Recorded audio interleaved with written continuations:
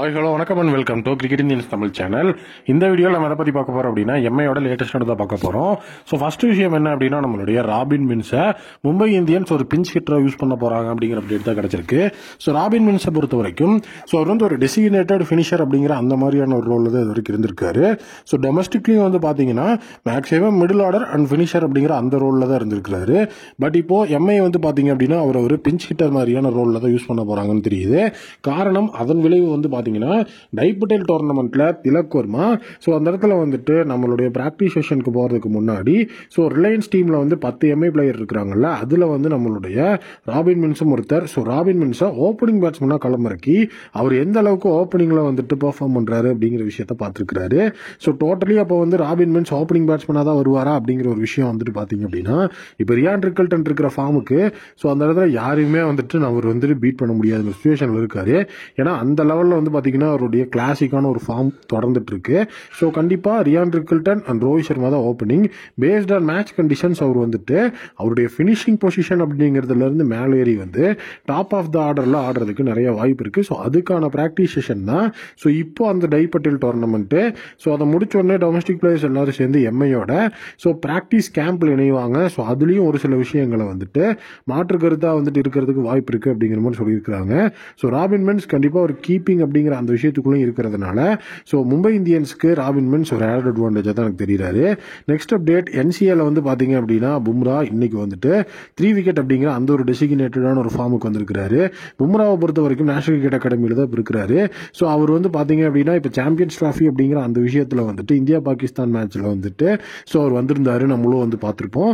அப்புறம் national cricket அகாடமிக்கு அதுக்கப்புறம் வந்து அவர் போயிட்டாரு. பும்ராவோட அந்த ஒரு ஃபார்ம் அப்படிங்கிறதெல்லாம் இங்கே கன்சர்னே கிடையாது. பும்ராவோட இன்ஜுரி அவருடைய ஃபிட்னஸ் தான் இங்கே மேஜர் கன்சர்ன். அந்த ஃபிட்னஸ் அப்படிங்கிறத ப்ரூவ் பண்ணுறதுக்காக தான் வந்து பார்த்தீங்கன்னா இந்தியா வர்சஸ் இங்கிலாந்து மோதிட்டு இருந்த சீரியஸ்லேயே பும்ராவை செகண்ட் ஓடிஐயில் இறக்கலாம் அப்படிங்கிற மாதிரி ஒரு பிளான் இருந்தது. பட் ஆனால் நேஷனல் கிரிக்கெட் அகாடமி அதுக்கு வந்து பார்த்தீங்க அப்படின்னா நோ சொல்லிட்டாங்க. ஏன்னா அவரோட ஃபிட்னஸ் வந்து பெரிய லெவலில் வந்துட்டு 100% இல்லை. இந்த டைமில் நம்ம ஏதாவது ஒன்று ரிஸ்க் எடுக்கிறோம் அப்படின்னா அது மீண்டும் அவருடைய ரிட்டர்னை லேட் பண்ணும். அதனால் வந்து பார்த்தீங்கன்னா இப்போ வேண்டாம் அப்படிங்கிற மாதிரி சொல்லி அந்த ரிட்டர்ன் லேட் ஆச்சு. இப்போ வந்துட்டு நேஷனல் கிரிக்கெட் அகாடமியில் நம்மளுடைய பும்ரா பவுலிங் பண்ண ஆரம்பிச்சிட்டாரு. அங்கே இருக்கிற அந்த ஒரு யங் பிளேயர்ஸ் அப்படிங்கிற அவங்கள வச்சு ஒரு சில விஷயங்கள் பண்ணியிருக்கிறாங்க. அதில் பும்ரா அவருடைய ரிதம் அப்படிங்கிறத கரெக்டாக பிடிச்சிருக்கிறாரு. அவருடைய லேண்டிங் ஏரியா அப்படிங்கிறதுல தான் சின்னதாக வந்துட்டு ஒரு மிஸ்ஆப் இருக்கு.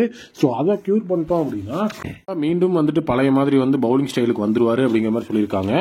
கண்டிப்பாக வந்துட்டு பும்ராவோட அவைலபிலிட்டி அப்படிங்கிறது IPL 2025ல ஒரு கன்சர்னா இருக்காது அப்படின்னு தான் எனக்கு தோணுது. ஏன்னா அந்த மாதிரி தான் இப்போ ஃபார்ம் போயிட்டு இருக்கு. நெக்ஸ்ட் அப்டேட் வந்து பாத்தீங்க அப்படின்னா சாம்பியன்ஸ் டிராஃபி 2025 டீம் இந்தியாவோட ஸ்குவாட்ல இருந்து 2 அப்டேட் சொல்லியிருக்காங்க. ரோஹித் சர்மா, சுப்மன் கில் 2 பேருக்கும் இப்போ இன்ஜுரி இருக்கு. அவங்க 2 பேரோட பார்ட்டிசிபேஷனும் இப்போ டவுட்ஸ்ல இருக்கு அப்படிங்கிற மாதிரி சொல்லியிருக்காங்க. சாம்பியன்ஸ் டிராஃபியை பொறுத்த வரைக்கும் நம்ம செமிஃபைனல்ஸ்க்கு குவாலிஃபை ஆகிட்டோம். ரோஹித் சர்மா அதுக்கப்புறம் ஷமிக்கு தான் இன்ஜுரி இருந்தது. பட் ஆனால் இப்போ பார்த்தீங்கன்னா ரோஹித் சர்மா, சுப்மன் கில்லுக்கு தான் இன்ஜுரி. டோட்டலி வந்து சுப்மன் கில் அன்வெல்லா இருக்கிறாரு அப்படிங்கிற ஒரு விஷயம் சொல்லியிருக்காங்க. கேப்டன் வைஸ் கேப்டன் 2 பேரும் வந்து பாத்தீங்க அப்படின்னா நெக்ஸ்ட் மேட்ச்ல பார்ட்டிசிபேட் பண்ணுவாங்களா அப்படிங்கிறது தெரியலங்கிற மாதிரி சொல்லிட்டு ஒரு ரிப்போர்ட் வந்திருக்குது.